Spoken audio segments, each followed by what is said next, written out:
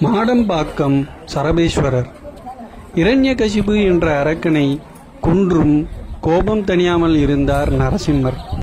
இவரது கோபத்தை தணிக்க அவதரித்தவரே சரபேஸ்வரர். இவருக்கு உகந்த நாள் ஞாயிற்றுக்கிழமைகளில் வரும் ராகு காலம்.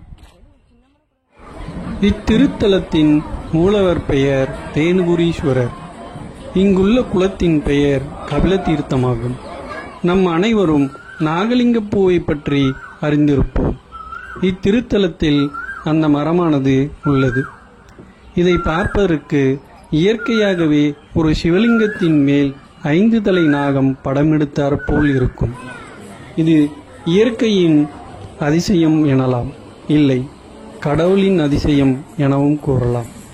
இத்திருத்தலத்தின் தல விருட்சம் வில்வமாகும்.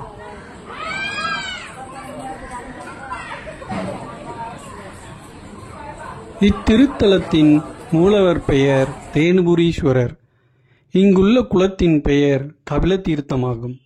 நம் அனைவரும் சரபேஸ்வரரை வணங்கினால் நம் கண்ணுக்கு தெரியாத தீமைகளிலிருந்தும் எதிரிகளிடமிருந்தும் காத்து அருள்வளிக்கின்றார். பரிகாரங்களே இல்லாத பாவங்களையும் தீர்த்து நமக்கு அருள்வளிக்கின்றார்.